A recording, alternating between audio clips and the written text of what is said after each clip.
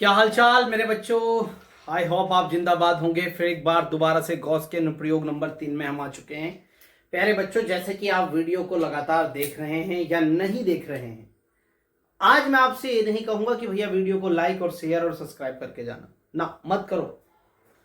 कोई नहीं करेगा भाई सब्सक्राइब और लाइक शेयर।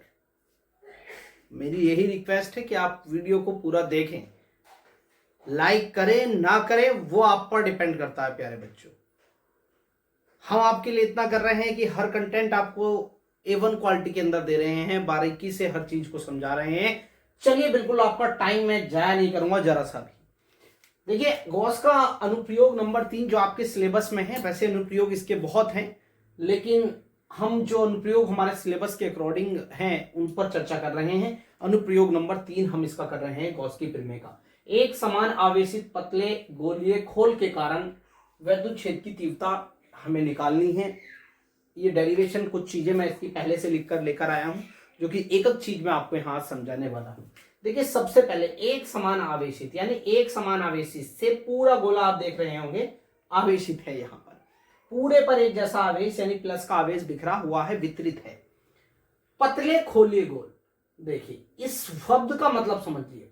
पतले गोलीय खोल, यानी कि पतले से आप समझ रहे हैं खोल, गोलीय खोल।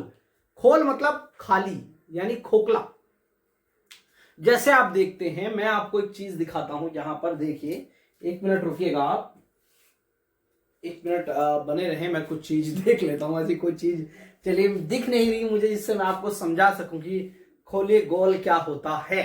मैं अभी देख लेता हूं कि अगर कोई चीज मेरे आसपास ऐसी रखी हो जिससे मैं आपको समझा सकूं। चलिए चलिए, बिल्कुल देखिए, अब इसको देखिए, देख पा रहे हैं?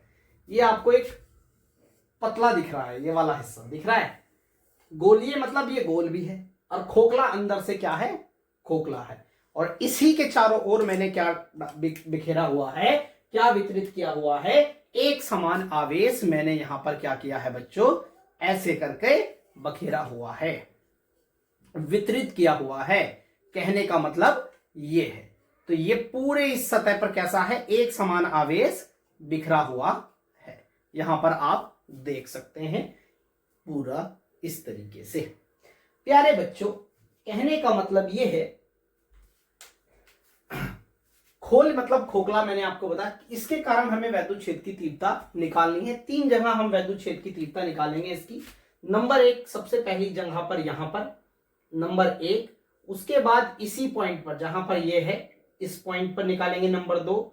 और नंबर 3 इसके हम अंदर निकालने वाले हैं इसकी वैद्युत क्षेत्र की तीव्रता। तो आप समझ गए होंगे। सबसे पहले हमने एक गोला बनाया, खोखला गोला है।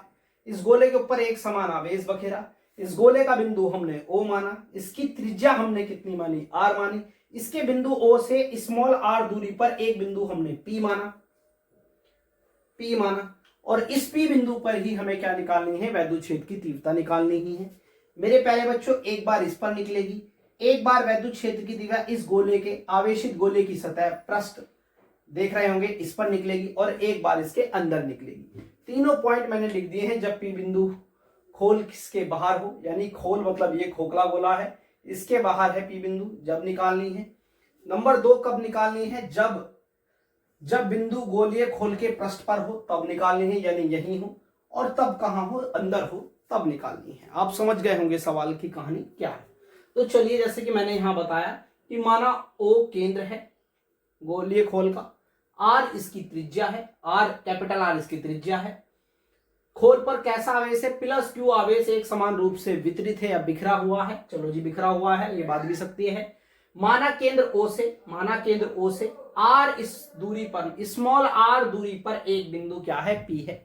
एक बिंदु क्या है? P है, जिस पर हमें वैद्युत क्षेत्र की गणना करनी है। इसके लिए वैद्युत क्षेत्र आप निकालेंगे ठीक बिंदु से स्पर्श करता हुआ बाहर की ओर, पृष्ठ के लंबवत होता है क्षेत्रफल सदिश। ठीक उसी प्रकार से वहीं भी क्या होगा? क्षेत्रफल सदिश होगा। ये बार मैं कई बार बात बता चुका हूं। जब दोनों एक ही दिशा में है तो थीटा 0 हो जाएगा। ये बात भी मैं कई बार आपको बता चुका हूं। चलिए, सबसे पहले हम इस बिंदु पर वैद्युत क्षेत्र की तीव्रता ज्ञात करते हैं। मैंने कहा जब बिंदु P खोल के बाहर हो, यानी इस खोल के क्या है? बाहर रखा है P बिंदु। अब हम गॉस की प्रमेय का अनुप्रयोग कर रहे हैं बच्चों, तो P बिंदु यहां आ गया। और जब बिंदु यहां आ गया तो यहां अकेला रहता बिंदु। अकेले का कहने का मतलब है खुला होता। अब गॉस की प्रमेय बंद पृष्ठ के लिए लागू होती है, तो बिंदु पी को करते हुए हमने क्या है एक और डैश डैश डैश डैश कर एक गोले की कल्पना कर ली है, जिससे ये क्या हो हमारा पृष्ठ बंद हो। और यहां पर हमने एक सूक्ष्म क्षेत्र की कल्पना की है बच्चों। देख रहे हैं, यहां समझो, केंद्र O से R दूरी पर एक बिंदु P, एक पृष्ठ की कल्पना हम करते हैं जो कि गॉसीय पृष्ठ की तरह कार्य करता है। गॉसीय पृष्ठ से गुजरने वाला विद्युत या संपूर्ण विद्युत फ्लक्स, संपूर्ण की बात कर रहे हैं हम। तो संपूर्ण के लिए मैं क्या करूंगा मेरे बच्चों, संपूर्ण विद्युत फ्लक्स का जो फार्मूला होता है फाई ई बराबर कितना। अब देखिए समाकलन मुझे करना पड़ेगा, क्यों, क्योंकि हम पूरे का निकाल रहे हैं, किसका, इंटू डी दोनों का। अब देखिए यहां पर जब मैं करूंगा फाई ई बराबर समाकलन ई इंटू, जब यहां से मैं ये दोनों को वेक्टर को हटाऊंगा तो यहां पर आएगा कॉस थीटा, और कॉस थीटा की जो वैल्यू है यहां पर 0 डिग्री है, और कॉस 0 का जो मान हो जाएगा बच्चों, कॉस 0 का जो मान होगा वो कितना होगा, 1 होता है। तो वैल्यू आ जाएगी फाई ई बराबर, जो कांस्टेंट वैल्यू है वो बाहर आ जाएगी समाकलन के, ई अंदर क्या बचा रह गया इंटू डी ए। और यहां पर जो डी ए है बच्चों, डी ए जो है वो क्या है मेरे बच्चों, डी ए क्या है, यहां सूक्ष्म पृष्ठ, जब ये सूक्ष्म भाग आप मिलाओगे, इसका समाकलन करोगे तो पूरा क्या बन जाएगा, गोला बन जाएगा। और गोले का पृष्ठीय क्षेत्रफल जो होता है वो होता है पाई आर स्क्वायर। अब यहां पर आप पाई आर स्क्वायर रख दीजिए, तो ये हो गया फाई ई बराबर E into pi R square. तो आई होप ये कहानी आपकी समझ में आई होगी। इसी को हमने कितना माना, समीकरण 1 मान लिया है।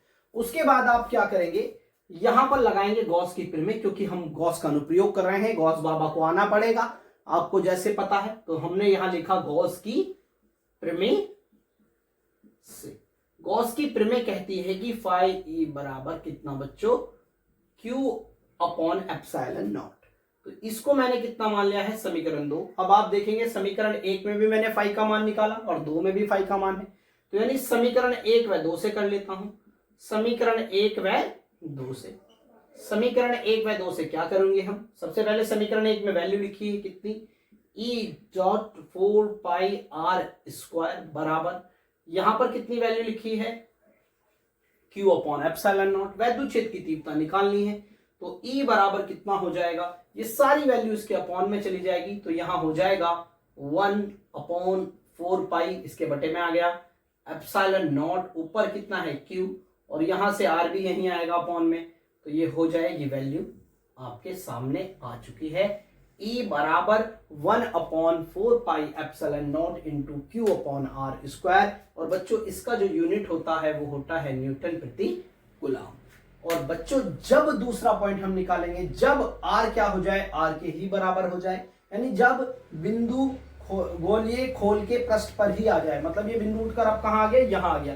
तो देखिए जब दूरी कितनी थी, R ज्यादा थी, यहां पर दूरी कितनी थी, R बड़ा था, ये छोटा R जो था, इन दोनों R की अगर मैं आपस में तुलना करूं तो जो छोटा वाला R था, स्मॉल R, वो बड़ा हो रहा था, और R जो था वो क्या, छोटा था। अब दोनों जब एक ही बिंदु पर आ जाएंगे तो दोनों बराबर हो जाएंगे, यानी मैं स्मॉल r की जगह क्या रख सकता हूं, कैपिटल R। तो वैल्यू हो जाएगी E बराबर 1/4 pi epsilon naught into Q upon कितना, कैपिटल R स्क्वायर।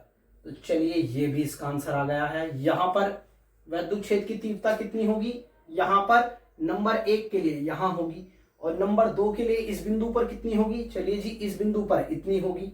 अब कह रहा है जब बिंदु P खोल के अंदर आ जाए, यानी B बिंदु कहीं पर यहां पर आ जाए, यहां पर मान लीजिए, यहां पर मान लीजिए, यहां पर आ जाए, ठीक है, तब क्या होगा।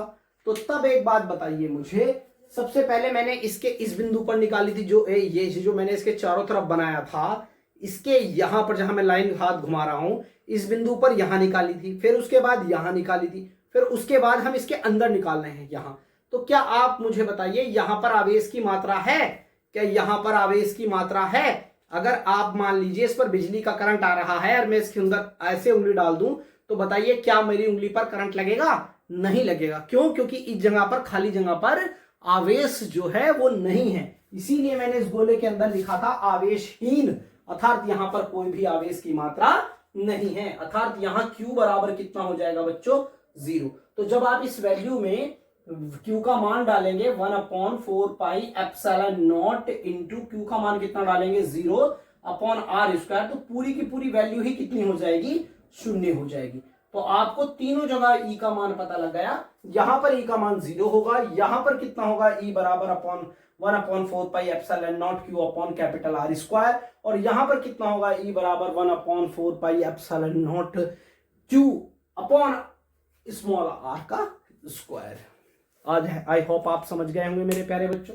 सबसे पहले आप इसका स्क्रीनशॉट ले, स्क्रीनशॉट लेके पूरी